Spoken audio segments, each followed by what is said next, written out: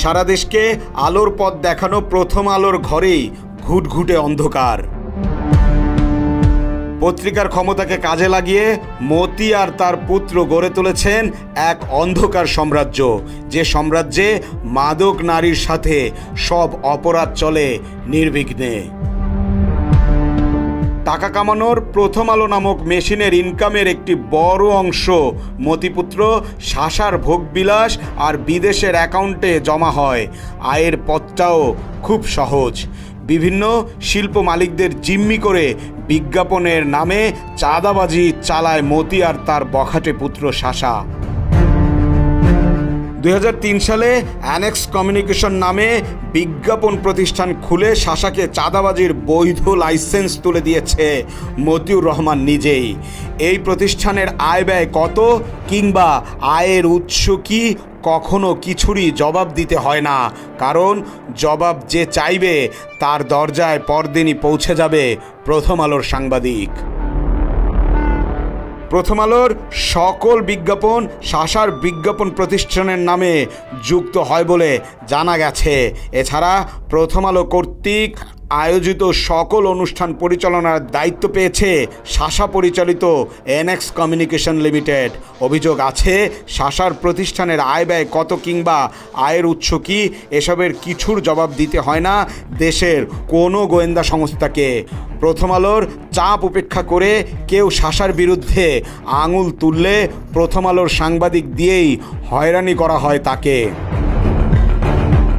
Annexe communication লিমিটেডের টাকায় ব্যক্তিগত খরচ মেটানোর অভিযোগ তোলায় একজন শেয়ার মালিকের তার শেয়ার বিক্রি করতে বাধ্য করেছেন শাসা। সে সময় শেয়ার মালিকের অর্থ আত্মসাৎ করার অভিযোগে শাসার বিরুদ্ধে লিখিত অভিযোগ করেন নাম প্রকাশে অনিচ্ছুক ওই ব্যক্তি। পরবর্তীতে তাকে হত্যার হুমকি ধমকি দিলে মুখ বন্ধ করার অভিযোগ রয়েছে মতি পুত্রর বিরুদ্ধে। প্রথম আলোর সম্পাদক মতিউর রহমানের ছেলে শাসা বাবার তৈরি করে দেওয়া অপরাধ সাম্রাজ্যের মুকুটবিহীন সম্রাট। চাঁদাবাজির টাকায় মাদক ও নারী নিয়ে শাসা ডুবে থাকেন মহানন্দে। নারী আর মাদকের নিরাপদ আশ্রয় গড়ে তুলতে থাইল্যান্ড ও মালয়েশিয়ায় শাসার একাধিক ব্যক্তিগত ফ্ল্যাট রয়েছে বলেও জানা গেছে, যার পুরো অর্থ বাংলাদেশ থেকে চাঁদাবাজি আর লুটপাটের পর পাচার করা হয়েছে। এছাড়া মতিপুত্র প্রতি বছর দেশের বাহিরে ভ্রমণের জন্য অ্যানেক্স কমিউনিকেশনের তহবিল থেকে খরচ করেন কোটি কোটি টাকা। একই সাথে বিদেশ ভ্রমণের নামে হুন্ডিতে অর্থ পাচারের অভিযোগও রয়েছে শাসার বিরুদ্ধে। বিদেশে থাকা অবস্থায় আন্তর্জাতিক ক্রেডিট কার্ডের মাধ্যমে করা হয় বিল পরিশোধ। মূলত ক্রেডিট কার্ডে অর্থের পরিশোধের নামে থাইল্যান্ডে একাধিক ব্যক্তিগত ফ্ল্যাট এবং মালয়েশিয়ায় কেনা হয়েছে রেস্তোরাঁ। এদিকে সারা দেশের পত্রপত্রিকায় যখন ওরিয়ন গ্রুপের দুর্নীতি নিয়ে সংবাদ প্রকাশ করেছিল, সেই সুযোগটি কাজে লাগিয়েছিল শাসা। ওরিয়ন গ্রুপের বিরুদ্ধে প্রথম আলো পত্রিকায় সংবাদ প্রকাশ না করার শর্তে গ্রুপটির কাছ থেকে মোটা অঙ্কের টাকার বিজ্ঞাপন হাতিয়ে নিয়েছেন শাসা।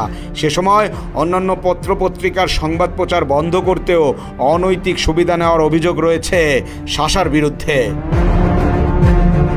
বাংলাদেশের দৈনিক জাতীয় পত্রিকার মালিকদের মধ্যে শীর্ষ মতিউর রহমান। গত কয়েক বছরে মতিউর রহমানের সম্পদের পরিমাণ বেড়েছে কয়েক গুণ। এভাবে তিনি বনে গেছেন দেশের শীর্ষস্থানীয় ধনী সম্পাদক। এছাড়া আয় বহির্ভূত কোটি কোটি অবৈধ টাকার সম্পদ রয়েছে মতিউরের ছেলে শাসার নামে। সব মিলিয়ে প্রায় ৩,০০০ কোটি টাকার বেশি অবৈধ সম্পদ রয়েছে শাসার। মতিউর রহমান প্রথম আলোর মাধ্যমে মাদক বিরোধী প্রচার চালালেও তার ছেলে দেশ বিদেশে মাদকের মোহে পড়ে কারি কারি টাকা খরচ করছেন। ব্যাপক মাত্রায় কোকেন আসক্তির কারণে শাসার সাথে মতিউরের পারিবারিক সম্পর্ক বিচ্ছিন্ন বলেও জানা গেছে। মাদক আর নারী সঙ্গের লোভে হর হামেশাই বিদেশে যান তিনি। প্রথম স্ত্রীকে রেখে 2019 সালে উজবেকিস্তানের এক বার ড্যান্সারকে বিয়ে করেছেন শাসা। আয়েশি জীবন কাটাতে দ্বিতীয় স্ত্রীকে কিনে দিয়েছেন বিলাসবহুল ফ্ল্যাট। আবার শাসার প্রথম স্ত্রীকে নিজের বাসায় রেখেছেন মতিউর রহমান। ছেলের এত সব অপকর্ম নীরবে মেনে নিয়েছেন মতিউর। অর্থাৎ বাবা ছেলের সম্পর্ক ক্রাইম পার্টনারের মতোই বলছেন অনেকে। দেশের টাকা লুটপাট করে পাচারের সঙ্গে জড়িত মতিউর আর তার ছেলে শাসা প্রথম আলোকে ব্যবহার করে অন্ধকার সাম্রাজ্য গড়ে তুলেছেন বলে অভিযোগ দেশের সাধারণ মানুষের।